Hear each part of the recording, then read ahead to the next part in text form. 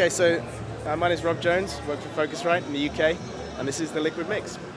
So this is what you get right here. This is the hardware side of it, and really this is where it all goes on. Although for a lot of users, really they're going to really control most of it from the software.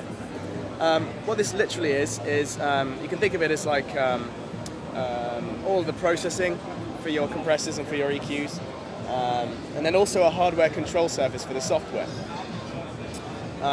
So here you have, this looks a lot like one instance of the software that you get running within your session. So you have the compressor over this side, you have a screen here showing you what's going on, and you have one EQ band right here, and then a band select up the top here. And then of course metering for the entire audio chain. So now if we move over to the software, I'll demonstrate everything from there. So now I'll go up to the software and I'll show you everything from there because it's a lot simpler. So this is literally one instance of the Liquid Mix software. Now you get 32 of these all running off the hardware at virtually no expense to your CPU.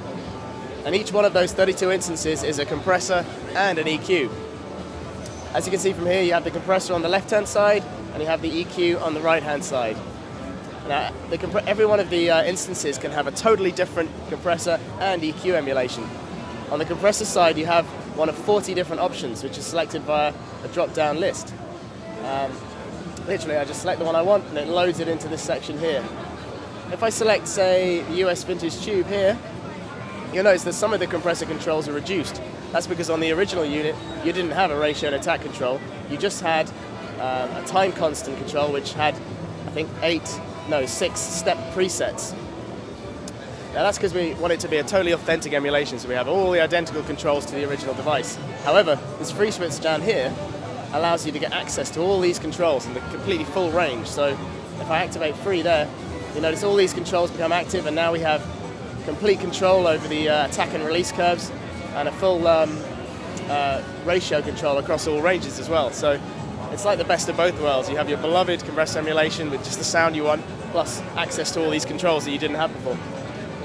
You can also move the compressor post EQ, so you can switch around the order here. Then you have the sidechain. This is this new feature I was talking about. You can now have access to this extra EQ band that can be used to feed the compressor if you want to do any specific band compression, or perhaps use it to DS, which is probably the most common thing. You just activate it like I did, and then select what you want, whether it's a low shelf or a band pass. If you were using it to DS, you can move it up the top there. Maybe make it a narrow band, set it up there, and then it could be used to DS a vocal, and then turn it on there. So that's the compressor. Over on the EQ side, it's exactly the same. If you want to select an emulation, you have one of 20 to choose from. Select it like that, and it loads in straight away. Now, an excellent thing about the EQ is there are 7 bands, and you can fill these 7 bands any way you want. So I just loaded in a 3-band EQ. I could have loaded in a 6-band one. I don't have to keep all of those 3 bands. I could just load in, for example, if I load in these, I could have just selected 1 or 2 or 3 of the bands. If I happen to load them all, I can choose one of these bands and get rid of it, load it with something else, like the high-pass filter from our bass factory. So you can build this 7-band unique hybrid EQ out of all of these separate subsections of the emulations. So it's a pretty powerful thing. As you can see, you can control it all from here. I can do it from the hardware as well. So once I've selected a band, I can see it all changing on screen. I can turn the band on and off. So however I want to work, I've got the flexibility of doing everything from the DAW or from the hardware, just whichever I prefer really. So that's the Liquid Mix pretty much.